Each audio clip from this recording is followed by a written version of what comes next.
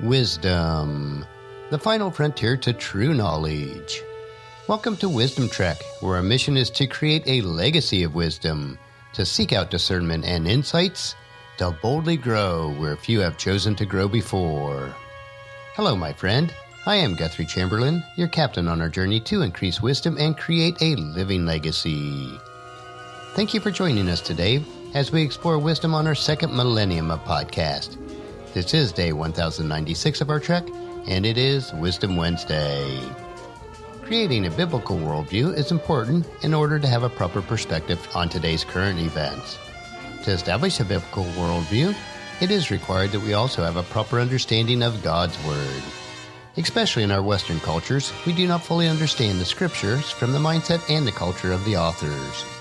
In order to help us all have a better understanding of some of the more obscure passages in God's Word, we are investing Wisdom Wednesdays reviewing a series of essays from one of today's most prominent Hebrew scholars, Dr. Micheal S. Heiser.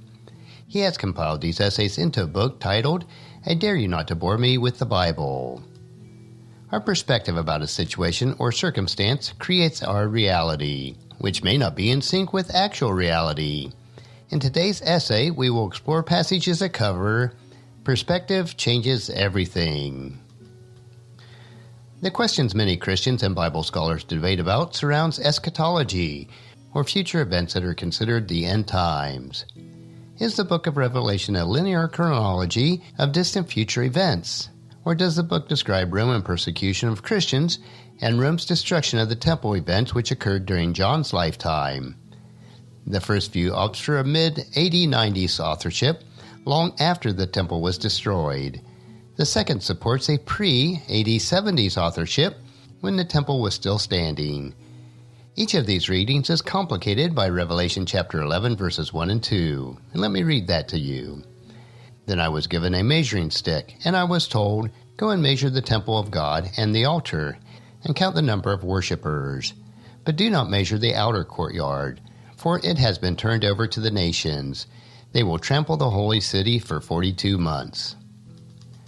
Taken literally, these verses indicate that Jerusalem's temple still stands, apparently proof that the Revelation was written before AD 70. If so, the idea that John is describing Romans' persecution and invasion, empowered by Satan's hatred for the church, must be valid.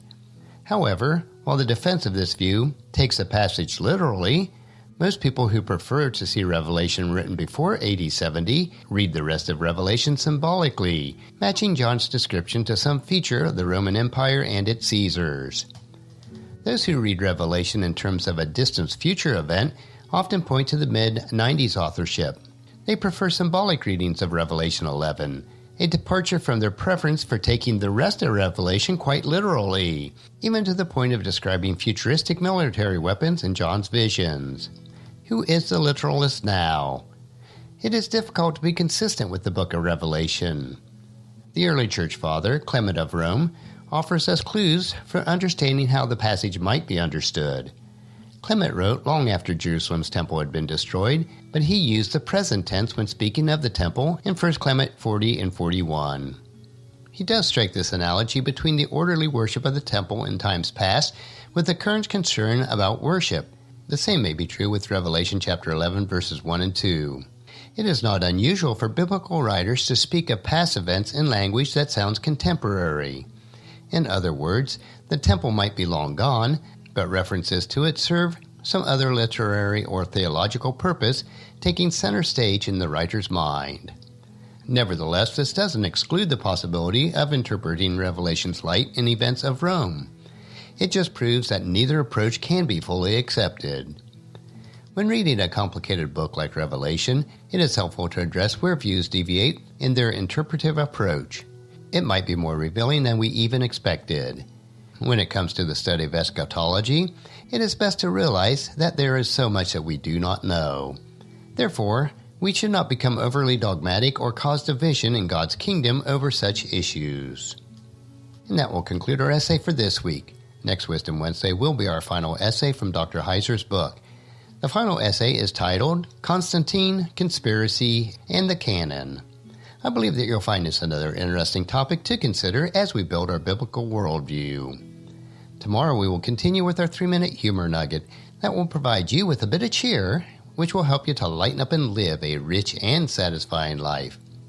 So encourage your friends and family to join us and to come along with us tomorrow for another day of Wisdom Trek, Creating a Legacy.